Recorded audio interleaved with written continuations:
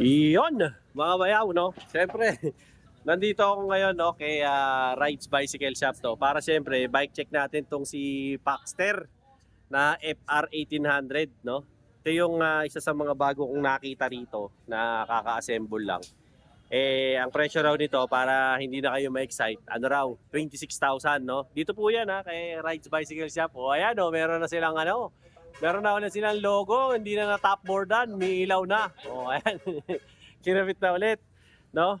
Yung details nila nandyan po sa comment section tsaka sa description box para matawagan nyo, makontak nyo sila, no? Pwede sila sa GCash, home credit, pwede rin silang bank transfer. Nag-ship din sila, no? Nationwide.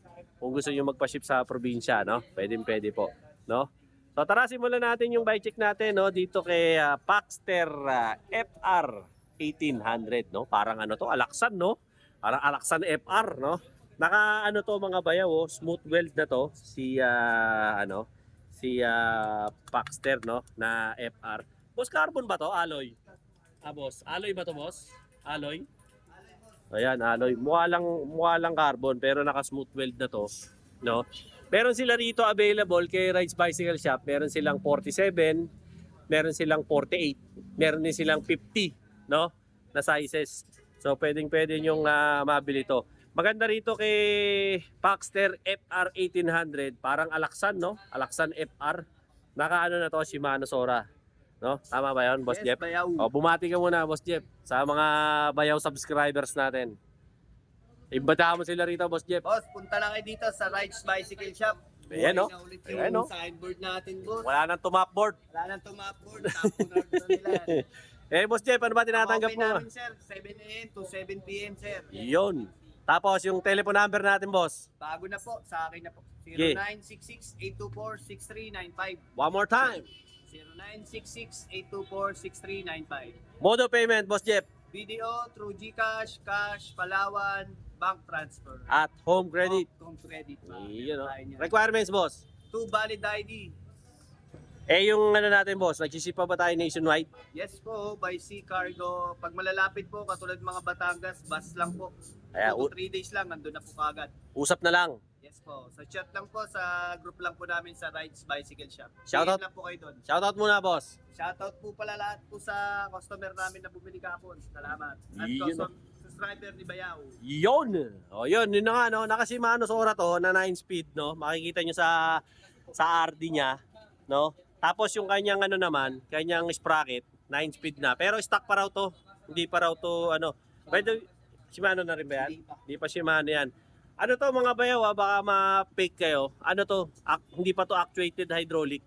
So naka-mechanical pa to. Baka mamaya, bayaw, actuated hydraulic na ba yan? Hindi pa. Ano pa lang to? Mechanical. Pero kung gusto mong ipa-hydraulic, pwede naman, no? Ayan, gaya niyan, yung kanyang STI, no? Shimano Sora din. Tapos yung gulong naman niya, Kenda, no? Kenda, kapartner lagi niya yan. Yan. Naka-presta valve. Presta valve pa. Tapos, syempre, yung mga spokes and nipples niya, kung gusto niyo paltan, pwede naman. Pero hindi naman dapat paltan, okay naman no? Naka-aero kayo na, na rim set na 1/2, no?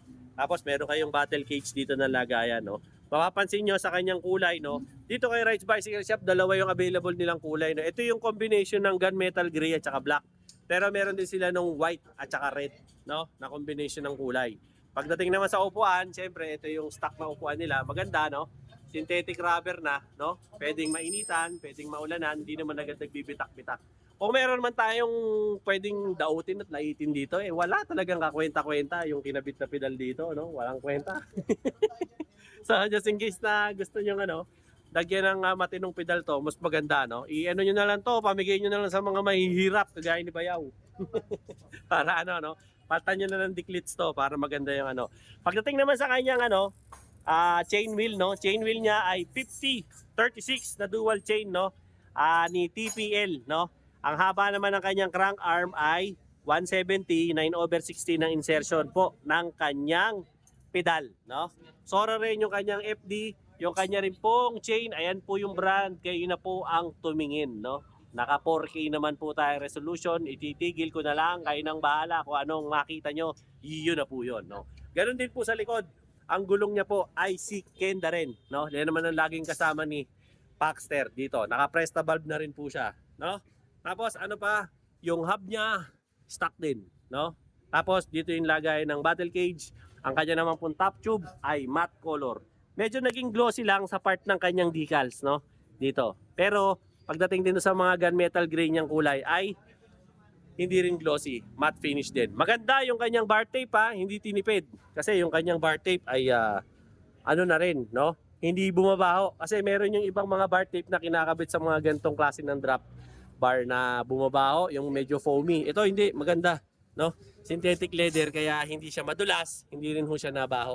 One piece na po yung kanyang cockpit set to. Ibig sabihin, hindi po magkahiwalay yung arm, yung stem tsaka po yung kanyang drop bar, no? Magkasama na po kaya nasabi kong one piece, no? Tapos ang maganda rito, alloy na tsaka malapad na po siya, no? Size ano po to? 40 yung haba, no? From end to end.